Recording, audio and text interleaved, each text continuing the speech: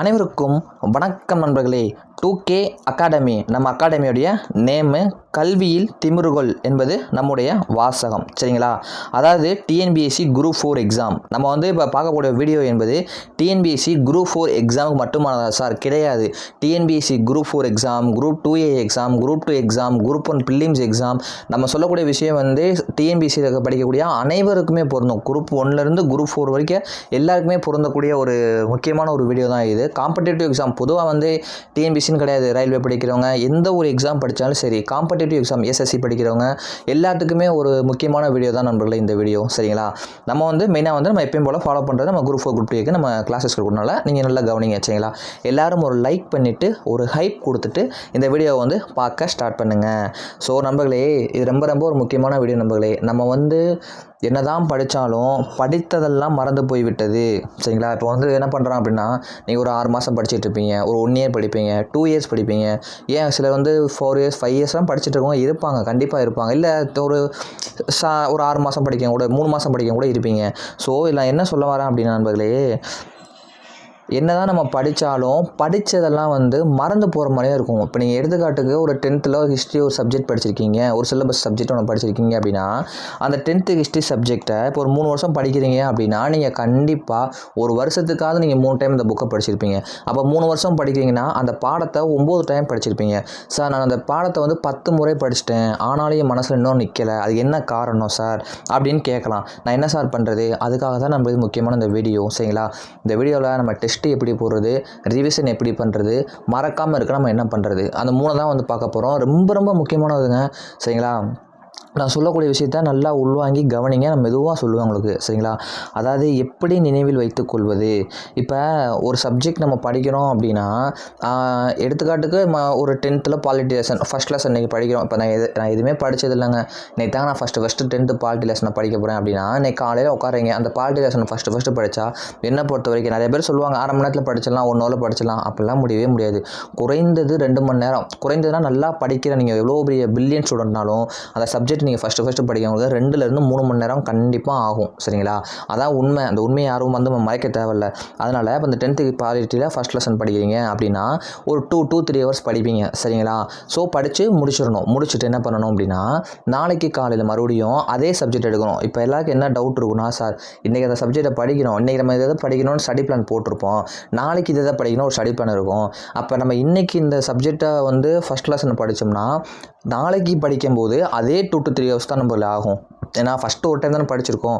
அப்படின்றப்ப நம்ம நாளைக்கு மறுபடியும் அந்த சப்ஜெக்டை படித்தோம்னா அதே 2-3 ஹவர்ஸ் கண்டிப்பாக ஆகும். என்ன ஒரு 1/4 மணி நேரம் ஒரு 20 நிமிஷம் வேணால் முந்தி படிக்கலாம். ஏன்னா நேற்று படித்தது கொஞ்சம் ஞாபகம் இருக்கலாம். அதனால் ஒரு 1/4 மணி நேரம் 20 நிமிஷம் வேணால் குறையலாமே தவிர அந்த 2 மணி நேரம் 2 மணி நேரம் என்பது உறுதியாக ஆகும். சரிங்களா? ஸோ அப்படின்றப்ப அப்போ நாளைக்கு நான் படிக்கணும்னு நினச்சேன் சார், அதை நான் அதை படிக்கிறனால இதை படிக்க முடியல, இதை படித்தா அதை படிக்க முடியல, இதனால் நான் ரிவிஷன் சரியாக பண்ண முடியல அப்படின்னு சொல்லுவீங்க.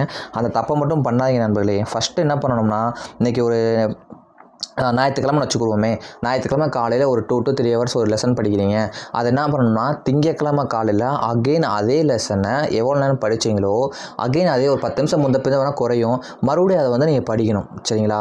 ஞாயிற்றுக்கிழமை படிக்கிறீங்க, அப்புறம் திங்கட்கிழமை படிக்கிறீங்க, அப்புறம் செவ்வாய் புதன் கேப் விட்டுருங்க, மறுபடியும் வியாழக்கிழமையோடவ அந்த லெசனை நீங்கள் படிக்கணும். அப்படி நீங்கள் 3ஆவது முறை வியாழக்கிழமை படிக்கிறம்போது நீங்கள் ஃபஸ்ட் டைம் 3 ஹவர்ஸ் படித்தவங்க வியாழக்கிழமை படிக்கும்போது ஒரு 2.5 மணி நேரத்தில் படிப்பீங்க. ரொம்பலாம் டைம் குறையுன்னு போய் சொல்லக்கூடாது. சரிங்களா? அதனால் ஒரு 2.5 மணி நேரத்தில் படித்து முடிப்பீங்க. இந்த 3 நீங்கள் படித்தா போதும் நண்பர்களே. ஞாயிற்றுக்கிழமை படிக்கிறீங்க, செவ்வாய்க்கிழமை படிக்கிறீங்க, வியாழக்கிழமை படிக்கிறீங்க. இது நல்ல ஒரு மெத்தடு. சரிங்களா? இதை மட்டும் நீங்கள் ஃபாலோ பண்ணி படிச்சிட்டிங்கன்னா அடுத்து ஒரு பிரச்சனையே இல்லை. எந்த ஒரு சப்ஜெக்ட் படித்தாலும் இப்படி படிங்க. இப்படி படித்தீங்கன்னா இப்போ நீங்கள் ஒரு ஸ்கெடியூல் வீக்லி ஒன்ஸ் ஒரு ஸ்கெடியூல் கொடுக்குறாங்க அப்படின்னா அதை வந்து அந்த வீக்குள்ளே முடிக்க முடியாமல் தான் ஆகும். ஏன்னா இதை படிக்கவே ஒரு படம் படித்தா அதுவே கம்ப்ளீட் ஆக முடியாமல் தான் இருக்கும். இப்போ டெஸ்ட் பேட்ச் நீங்கள் ஜாயின் பண்ணிக்கிங்கன்னா ஒரு 2 நாள் கழிச்சு கூட டெஸ்ட் அட்டன் பண்ணிக்கலாம், தப்பு கிடையாது. நம்ம ஃபாலோ பண்ணி படிக்கிற கூட அன்றைக்கே போடணும்னு கிடையாது, ஒரு 2 நாள் கழிச்சு கூட எழுதிக்கோங்க. இந்த முறையில் வந்து நீங்கள் ரிவிஷன் பண்ணிடுங்க. சரிங்க சார், நான் ஃபஸ்ட் டே பண்ணிட்டேன், தேர்ட் டே ஒரு நாள் சொன்னீங்க பண்ணிட்டேன், அடுத்து வந்து ஒரு 4 நாள் கழிச்சு பண்ண சொன்னீங்க பண்ணிட்டேன், சரி ஓகே, அதுக்கப்புறம் அதை எப்போ நான் படிக்கிறது? அதுக்கப்புறம் நீங்கள் படிக்கணும் நண்பர்களே. சரிங்களா? அதுக்கப்புறம் எப்போ படிக்கணும் அப்படின்னா, இப்போ நீங்கள் ஒரு டெஸ்ட் பேட்ச் ஃபாலோ பண்ணுறீங்க, இப்போ ஸ்கெடியூல் 1 படிச்சுட்டு இருக்கீங்க, அப்போ ஸ்கெடியூல் 1 வந்து நீங்கள் இந்த சப்ஜெக்ட்லாம் படிச்சிட்டிங்க, தமிழ் எவ்வளவு, மேக்ஸில் இது, ஜிஎஸ்னு பார்த்துட்டீங்க, அப்புறம் செகண்ட் டெஸ்ட் போகிறப்ப நீங்கள் என்ன பண்ணணும் அப்படின்னா, செகண்ட் டெஸ்ட் இப்போ 7 நாள் டைம் கொடுத்துருப்பாங்க. சரிங்களா? 7 நாள் டைம் கொடுத்தா நம்மளால 7 நாள் முடிக்க முடியாது. அதான் உண்மை. நம்ம வந்து கொஞ்சம் எஃபர்ட் போட்டு முயற்சி பண்ணி ஒரு 6 நாட்களுக்குள்ளேயாவது முடிக்க ட்ரை பண்ணணும். சரிங்களா? ஒரு 6 நாட்களுக்குள்ளே அதை படித்து ரிவிஷன் பண்ண ட்ரை பண்ணுங்கள். அந்த லாஸ்ட் 1 டே பேலன்ஸ் இருக்கும்ல, அந்த டேவும் அப்புறம் டெஸ்ட் டேட் ஒன்று இருக்குல்ல, அந்த டேவும் நம்ம என்ன பண்ணணும்னா, நம்ம 1வது ஸ்கெடியூல் படிச்சிருப்போம்ல, அந்த 1வது ஸ்கெடியூல் படித்ததை எல்லாத்தையும் ரிவிஷன் பண்ண முடியாது. அட்லீஸ்ட் தமிழாவது ரிவிஷன் பண்ணி விடுங்க 2 நாளில். இல்லை கொஞ்சம் மேக்ஸ் ஏதாச்சும் ரீகால் பண்ணி பாருங்கள். இல்லையா ஜிஎஸ் ஏதோ ஒன்றா அப்போ ரிவிஷன் பண்ணிடுங்க. நீங்கள் ரிவிஷன் பண்ணுறத ஒரு நோட்டில் எழுதி வச்சுட்டே வாங்க. இன்றைக்கி இதை ரிவிஷன் பண்ணியிருக்கோம், இன்றைக்கி இதை படிச்சிருக்கோம், இன்றைக்கி இதை ரிவிஷன் பண்ணியிருக்கோம், இன்றைக்கி இந்த டெஸ்ட்டு போட்டுருக்கோம்னு டெய்லி ஒரு காலாண்டர் மணி டைரி மணிக்கு நீங்கள் எழுதி வச்சுட்டே வாங்க. சரிங்களா? அப்போ தான் நீங்கள் என்ன படிச்சிருக்கீங்க, என்ன ரிவிஷன் பண்ணுறீங்கன்னு தெரியும். ஸோ இந்த மெத்தடில் ரிவிஷன் பண்ணிங்கன்னா படித்தது மறக்காத நண்பர்களே. சரிங்களா? சரிங்க சார், படித்தது மறக்காது, ஓகே. அதே டயத்தில் படித்தது மறக்காமல் இருந்தால் மட்டும் போதாத நண்பர்களே, இன்னொரு முக்கியமான ஒரு விஷயம் இருக்குது. டெஸ்ட்டு மெயினான விஷயம், நம்ம எக்ஸாம் கிளியர் பண்ணுறதுக்கான விஷயம் டெஸ்ட்டு தான். சரிங்களா? டெஸ்ட்டு எப்படி போடுறது? நிறைய பேர் செய்யக்கூடிய ஒரு தப்புனா டெஸ்ட்டு போடாதான். நான் எல்லா வீடியோக்குள்ளுமே சொல்லுவேன், நீங்கள் படித்ததை மறக்காமல் இருக்கணும், என்றைக்குமே மறக்காமல் இருக்கணும் அப்படின்னு சொல்லி பார்த்தீங்கன்னா டெஸ்ட்டு போடுங்க. நிறையா டெஸ்ட்டு போடுங்க. ஒருத்தர் யார் வந்துங்க டெஸ்ட்டுன்னு போட்டு பார்க்குறாரோ, டெஸ்ட்டு போடுறது கஷ்டம் கிடையாதுல்ல, உட்காந்து படிக்கணும்னு கிடையாது. டெஸ்ட்டு போடுறது ரொம்ப எளிமையான ஒரு விஷயம். படிக்கிறத விட ஈஸி, மேக்ஸ் பார்க்கறத விட ஈஸி டெஸ்ட்டு போடுறது. சரிங்களா? அதுவும் இல்லாமல் டெஸ்ட்டுன்றது நமக்கு இன்ட்ரெஸ்ட்டாக இருக்கும். எவ்வளோ நேரம்னாலும் போடலாம். இப்போ 4 மணி நேரம், 5 மணி நேரம், 6 மணி நேரம் டெஸ்ட்டு போடலாம். ஸோ என்ன சொல்ல வரேன் அப்படின்னா, டெஸ்ட்டு நல்லா போடுங்க நண்பர்களே. இப்போ 100 கொஸ்டின் நீங்கள் தமிழ்லேருந்து ஒரு டெஸ்ட்டு போடுறீங்க அப்படின்னா, அந்த 100 கொஸ்டின் இப்போ டெஸ்ட்டு போடுறீங்க நண்பர்களே. அப்போ என்ன பண்ணணும்னா, உங்களுக்கு ஒரு 70 கொஸ்டின் அது தெரிஞ்சிருச்சு. சூப்பர், அக்யூரேட்டாக தெரியும். அது தெரியாததே கிடையாது, அப்படி தெரியும். அப்போ மிச்சம் 30 கொஸ்டின் இருக்குது. ஆனால் நீங்கள் எடுத்த மார்க் 85. அப்போ 15 தப்பு விட்டுட்டீங்க.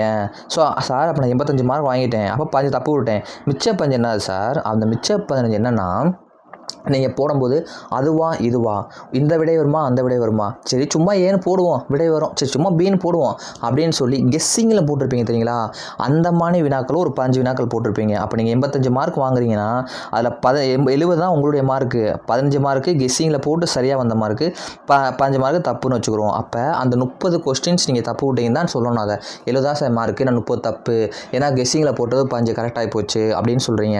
அப்போ நம்ம டெஸ்ட்டு போட்டுட்டு என்ன பண்ணணும் தெரியுமா?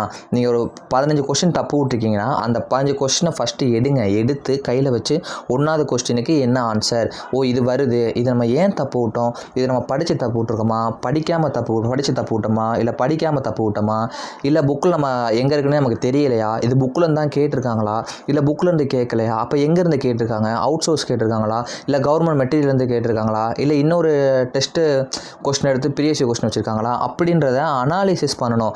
அதுக்கு பண்ணுறதுக்கு நண்பர்களே, நீங்கள் 1 மணி நேரம் டெஸ்ட் ஒரு 15 கொஸ்டின் நீங்கள் தப்பு விட்டீங்கன்னு வச்சுக்கோங்களேன்.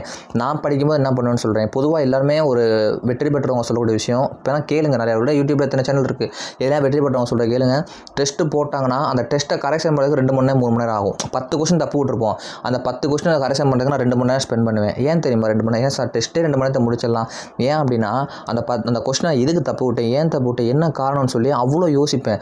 அதுக்கடுத்து இந்த கொஸ்டின் நம்ம தப்பு விட்டுறக்கூடாது, இன்றைக்கி நம்ம தப்பு விட்டுட்டோம், எக்ஸாம் அந்த கொஸ்டின் நம்ம தப்பு விட்டுறக்கூடாதுக்காண்டி அவ்வளோ யோசிச்சு அதை எழுதி வைப்பேன். எங்கேயுமே அந்த கொஸ்டின் இல்லை, அவங்க எங்கேருந்து கேட்டாங்கன்னே தெரிலாட்டி ஒரு நோட் எடுத்து இந்த கேள்வியை எழுதி அதுக்கான பதில் எழுதி வச்சுருவேன். ஏன்னா எங்கேருந்து கேட்டாங்கன்னே தெரியல. அப்புறம் நம்ம முக்கியமான கேள்விமா இருக்குன்னு ஒரு நோட் எடுத்து ஒரு ஒயிட் நோட்டில் ஒரு ஒயிட் ஷீட்டில் எழுதி வச்சுருவேன், இதை தப்பு விட்ருக்கோம் அப்படின்றப்ப அடுத்தது படிக்கும்போது நான் படிச்சுக்கிடுவேன். ஸோ அதனால் அப்படி அனாலிசிஸ் பண்ணுறவங்க கண்டிப்பாக ஜெயிக்க முடியும் நம்மளே. ஸோ நல்லபடியாக படிங்க. நான் சொல்லக்கூடிய மெத்தடை ஃபாலோ பண்ணுங்கள். ஒரு நாள் ஃபஸ்ட்டு ஒரு நாள், அடுத்தது 3rd நாள், அடுத்து ஒரு 4-5 நாள் கழிச்சு 3 நாள் ரிவிஷன் பண்ணுங்கள். ஃபஸ்ட் ஸ்கெடியூல் படிக்கிறவங்க ஃபஸ்ட்டு ஸ்கெடியூல் முடிச்சுட்டு செகண்ட் ஸ்கெடியூல் வரும்போது ஃபஸ்ட்டு ஸ்கெடியூல் டாப்பிக்கே கொஞ்சம் ரிவிஷன் பண்ண கற்றுக்கோங்க. 3rd ஸ்கெடியூல் வரும்போது ஃபஸ்ட்டு ஸ்கெடியூலில் முழுசாக கம்ப்ளீட் பண்ணுங்கள். 4th ஸ்கெடியூல் வரும்போது செகண்ட் ஸ்கெடியூலில் பாதி ரிவிஷன் பண்ணுங்கள். அடுத்து வந்து 5th ஸ்கெடியூல் வரும்போது செகண்ட் ஸ்கெடியூல் ஃபுல்லாக கம்ப்ளீட் பண்ணுங்கள். இந்த மாதிரி பண்ணிங்கன்னா கொஞ்சம் ரிவிஷன் பண்ணிட்டு வர மாதிரி இருக்கும், படிச்சுட்டு வர மாதிரி இருக்கும். அதை விட்டுட்டு வந்து நீங்கள் ரிவிஷன் பண்ணாமல் படிச்சிங்க அப்படின்னா கண்டிப்பாக நம்மளால் வெற்றி பெற முடியாது. ரிவிஷன் தான் ரொம்ப முக்கியம். ஒரு எக்ஸாமுக்கு கிளியர் பண்ணணும் அப்படின்னா நீங்கள் ரிவிஷன் டெஸ்ட்டு மட்டும்தான் முக்கியம். நீங்கள் வந்து 100 பாடம் படிக்கிறது வந்து பாஸ் பண்ண மாட்டான், 20 பாடம் படிக்கிறதும் பாஸ் பண்ணுவான். அதுக்கான காரணம் என்ன தெரியுமா? ரிவிஷன் டெஸ்ட்டு அதை 20 பாடம் படித்தாலும் தெளிவாக படித்து ஜெயிப்பான். ஆனால் ஒருத்தவங்க 100 பாடம் படித்தாலும் ஒரு நாளைக்கு 8 மணி நேரம் 10 மணி நேரம் படித்தாலும் ரிவிஷன் பண்ண மாட்டாங்க, டெஸ்ட்டு போட மாட்டாங்க. அவங்களால என்றைக்குமே கிளியர் பண்ண முடியாது நண்பர்களே. ஸோ விஷயம் புரிஞ்சுக்கோங்க. நீங்கள் ஒரு நாளைக்கு 2 மணி நேரம் படித்தாலும் சரி, 3 மணி நேரம் படித்தாலும் சரி, ரிவிஷன் பண்ணி டெஸ்ட்டு போட்டு படிங்க. கண்டிப்பாக நல்ல ரிசல்ட் கிடைக்கும். நீங்கள் 8 மணி நேரம் 10 மணி நேரம் படிக்கிறீங்க, ரிவிஷன் பண்ண மாட்டேன், டெஸ்ட்டு போட மாட்டேன்னா ரிசல்ட்டுக்கு வரது கொஞ்சம் கஷ்டம் தான். சரிங்களா? நான் சொல்லக்கூடிய விஷயம் இன்ஸ்ட்ரக்ஷனை ஃபாலோ பண்ணி படிங்க, கண்டிப்பாக ரிசல்ட் கிடைக்கும். தேங்க்யூ. நெக்ஸ்ட் வீடியோ மீட் பண்ணலாம். லைக் பண்ணாமல் பார்த்துருந்தீங்கன்னா லைக் பண்ணிட்டு போங்க. தேங்க்யூ.